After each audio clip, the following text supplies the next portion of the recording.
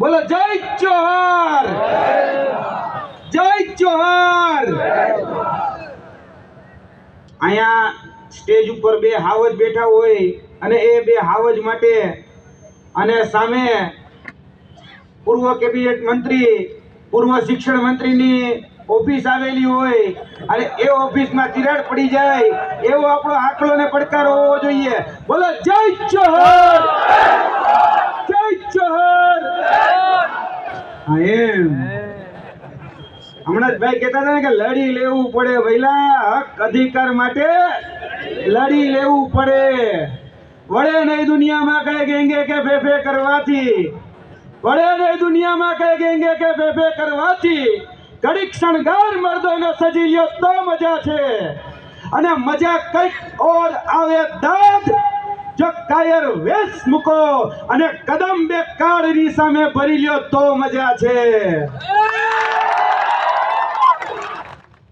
આજે બંધારણ દિવસ અને બાબા સાહેબ આંબેડકર, ભગવાન બિરસા મુંડા તેમજ હજારો સ્વતંત્ર સેનાનીઓના ખૂનની શાહીથી જે લખાયેલું જે બંધારણ હતું એ બંધારણ આપણે બધાને પોતાના મૂળભૂત અધિકારો, હક, અધિકાર અને ન્યાય માટે જ્યારે લડવાની છૂટછાટ આપે છે ત્યારે છેલ્લા ઘણા સમયથી આપણે જોઈએ છીએ કે આપણો અવાજ, સામાન્ય નાગરિકનો અવાજ, એ આદિવાસી સમાજનો અવાજ, એ ગુજરાતના યુવાનોનો અવાજ, કે પછી ખેડૂતોનો અવાજ, કે પછી મહિલાઓનો અવાજ, એ સતત દબાવવાનું કામ આ ભારતીય જુમલા પાર્ટીએ કર્યું છે।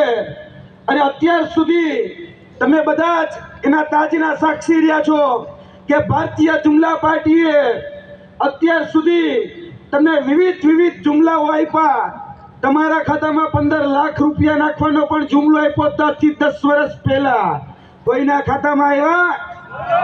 તો આ ભારતીય જુઠ્ઠાણા પાર્ટીને જે તમારા હક, અધિકાર અને ન્યાય ઉપર જે તડપ મારી રહી છે અને આપણી સામે જેની ઓફિસ આવેલી છે એવા ભૂતપૂર્વ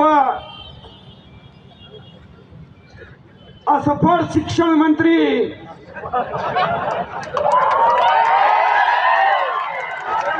અને આદિજાતિ મંત્રી પણ રહી ચૂકેલા અને એવું કહેતા કે આદિવાસી સમાજનો અમે વિકાસ કરીશું, જે છેવાડા છે એને પહેલા હરોળમાં પહોંચાડીશું, જેવી ડંફાસો મારતા હતા, જેવા બળગા ફૂંકતા હતા, આજે એને હું યાદ કરાવવા માંગુ છું આ સંતરામપુરની ભૂમિ ઉપરથી કે આજ કુબેરભાઈ ડિંડોરનું ગામ એટલે કે ભંડારા, એ ભંડારા ગામની અંદર આજ દિન સુધી એ પોતાનો રસ્તો નથી બનાવી શક્યા। આજે પણ રસ્તે પગદંડીથી જવું પડે છે। આજના દિવસે પણ આજ ભંડારાની જે શાળા છે એ શાળા જર્જરિત હાલતમાં છે ને? ખોટું નથી બોલતો ને? હમણાં થોડા સમય પહેલા બટેકવાડાના મિત્રો મને મળવા આવ્યા, એ પણ મને વાત કરતા હતા કે સાહેબ આ સંતરામપુરની ભૂમિમાં બટેકવાડા કરીને જે ગામ છે ત્યાં 2 પાડીમાં શાળા ચાલે છે, કારણ કે ત્યાં ઓરડાની જે હાલત છે એ ખૂબ જર્જરિત છે। એટલે સવારે અમુક વિદ્યાર્થીને બોલાવે, અમુક વિદ્યાર્થીને બપોરે બોલાવે। એટલે જે પૂર્વ અસફળ રહેલા શિક્ષણ મંત્રી એ કુબેરભાઈ ડિંડોર એ કાન ખોલીને સાંભળી લે કે તમે અત્યાર સુધી જે શિક્ષકો, જે બાળકો, જેનું લોહી ચૂસવાનું કામ, જેના હક, અધિકાર અને ન્યાય માટે અમે ભૂતકાળમાં લડ્યા હતા, હું અને આદરણીય ચેતરભાઈ વસાવા એ કુબેરભાઈ ડિંડોરની જે જ્ઞાન સહાયકના જનક હતા, એટલે કે શિક્ષણની અંદર ખાનગીકરણના જનક એટલે કુબેરભાઈ ડિંડોર, એ કુબેરભાઈ ડિંડોરના જે જ્ઞાન સહાયકના જનક હતા તેના વિરુદ્ધમાં મેં અને ચેતરભાઈ વસાવાએ આ જ ભૂમિ દાંડીથી લઈ અને સાબરમતી આશ્રમ સુધી રિવર્સ દાંડી યાત્રા કાઢી હતી અને એ જ કુબેરભાઈ ડિંડોરને અમે એનું પાણી યાદ કરાવી દીધું હતું ત્યારે આ 24,700 શિક્ષક ભરતીની જાહેરાત થઈ. એટલે કુબેરભાઈને પણ કહેવા માંગીએ છીએ કે હજી તો તમારું મંત્રી પદ ગયું છે. જો આવનાર દિવસોમાં આ વિસ્તારના યુવાનોના, આ વિસ્તારના આદિવાસીઓના, આ વિસ્તારના ખેડૂતોના જો તમે કામ ન કર્યા તો તમારા સુપડા સાફ કરી નાખવાની જવાબદારી અમારી છે. આવનાર દિવસોની અંદર અહીંના ઘણા બધા મિત્રો એ મળવા આવ્યા અને જે અહીંની પીડા જે વ્યક્ત કરી એમાં સૌથી મોટી જે પીડા છે એ છે કડાણા ડેમનું પાણી. એક કડાણા ડેમનું પાણી આજ દિન સુધી એ સિંચાઈ સુધી વ્યવસ્થિત પહોંચ્યું નથી.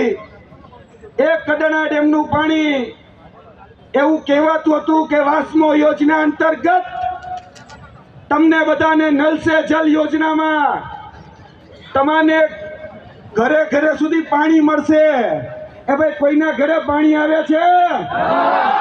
આવતું હોય તો કેજો કે હું કામ નથી આવતું ખબર છે?